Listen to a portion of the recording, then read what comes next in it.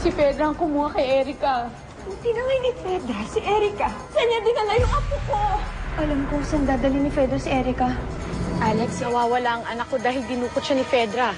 Sa lahat ng pwedeng hinga ng tulong, siya pa. Wala si Erica. At sa tingin mo, Rosalinda, papayag ako na magkita pa kayo ulit ng anak mo? Baba mo yung baril mo, Pedra. Gusto ko, masiraan ka ulit ng ulo para balikan na ako ni Fernandez. Sa tingin mo, babalikan pa kita, ha? Wala hiya ka! Ibabalik ko sa'yo si Erica, kapalit ni Fernandez.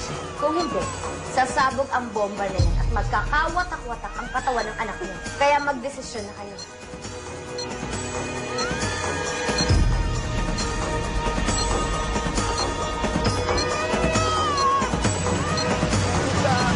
Tatlumpung minuto, Rosalinda. Yan na lang ang natitirang oras sa anak ko. Kung hindi, maglalaki na siya sa mundo. Kaya magdesisyon na kayo. Nagtigil, salat na! What? Huwag kong gagalawin si Petra. Ano kasi? Alam ko nasa mga kamay ko ang buhay ng anak natin, Rosalinda. Kaya papayag na ako sa gusto mo, Fedra. Iiwan ko na si Rosalinda. Sasama na ako sa'yo. Ibalik mo lang sa kanyang anak namin.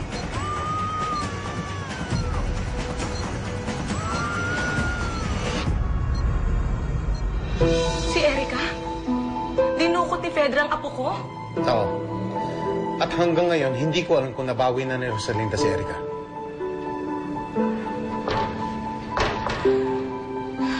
Diyos ko! Ano ba namang klaseng pagsubok ang binibigay ninyo sa anak ko? Bakit ganito? Bakit niyo pinahihirapan si Rosalinda? Sabi na nga ba, babalikan mo ako, Fernandez. Paano si Erica, Pedra? Ibalik mo sa akin ang anak ko! Huwag kang mag-alala, Rosalinda. Magkikita kayo ni Erica sa oras na makalayo kami ni Fernandez. Kaya kayo, huwag na huwag kayong susunod sa amin. Ni huwag niyo akong sasaktan. Kapag hindi kami nakaalis si Fernandez dito, sasabog ang bata. Nakikiusap ako sa inyo. Hindi na kami susunod.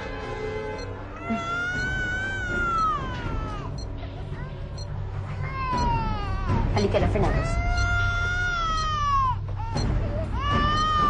Tandaan mo, mahal na mahal kita. Kaya ni Erica.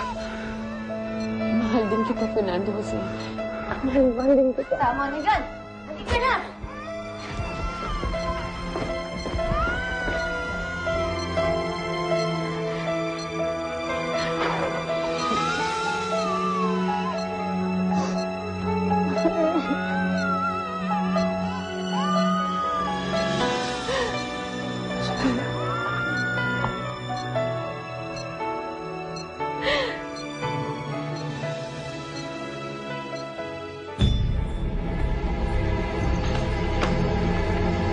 Ano pang tinitingnan mo?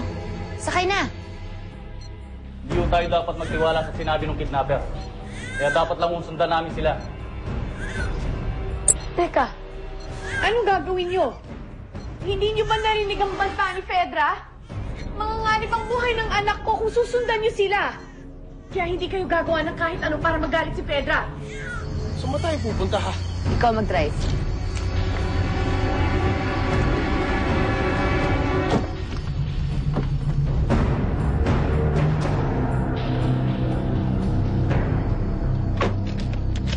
Hayaan niyo na muna yung gusto ng kamarin namin bata. Pwede muna kami pakialaman. Sir, trabaho namin to. Kaya ayayin nyo lang kaming gawin namin ito.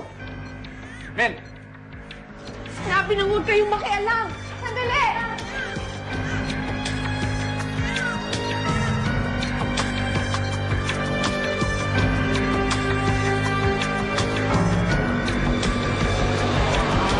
Isa si Pedra.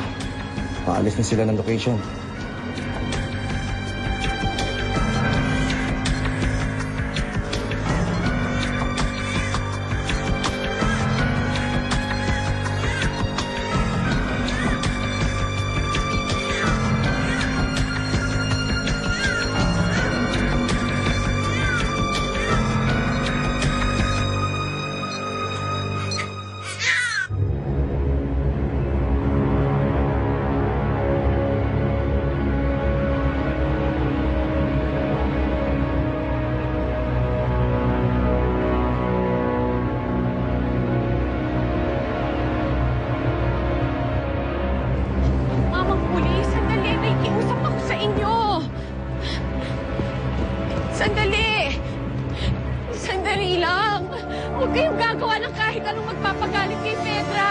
We have work to do. Sakay na! Mama, pulis, nakikiusap ako sa inyo. Parang awa niyo naman po. Sandali lang. Sandali lang. Bumalik kayo dito! Nakikiusap ako sa inyo! Baka hindi na ibalik ni Fedra ang anak ko! Huwag niyo na kaming pakialaman! Rosalinda, wala na tayong magagawa. Ipagpasa Diyos na lang natin to. Mabuti pa, sasamahan kita sa inyo. Doon na lang tayo mag-antay. Hindi, ayoko. Gusto ko makita ang anak ko. Gusto kong makasiguro na makakaligtas si Erica.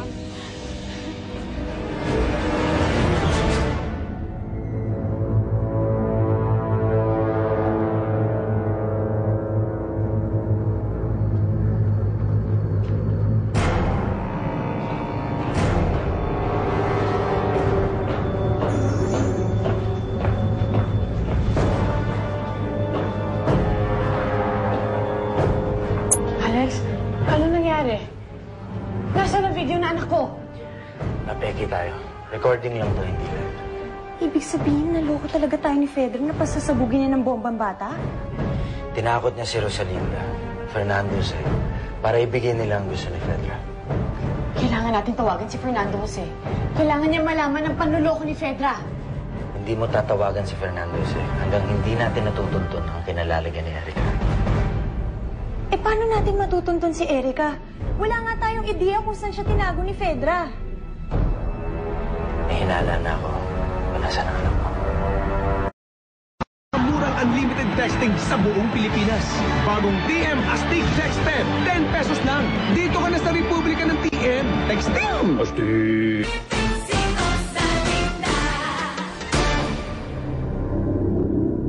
Anyo! Warren, ikaw na ba yan? Buti naman, bumalik ka na. Buryong-buryong na akong naging yayo dito. Alam ba natin sasoli itong bata? Maghintay lang tayo ng tawag ni Pedra para sa go signal niya. At doon natin sasuoding bata sa kanyang ina. Ibig sabihin, aabutin pa tayo ng samsyam dito? Uwi muna ako, Warren. Ako ng gamit at makakain natin. Cute-cute naman ang baby na to. Os. Tumawid ka na?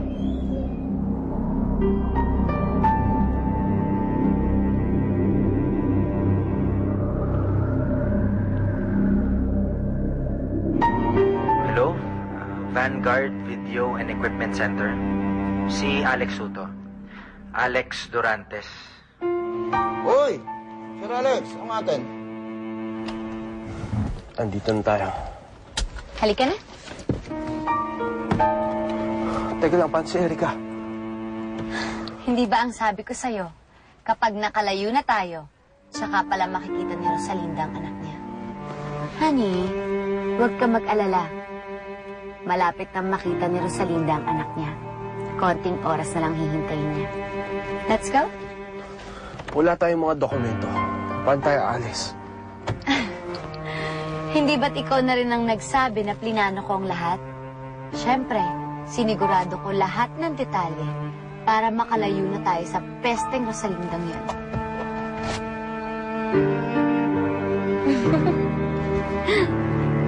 Let's go?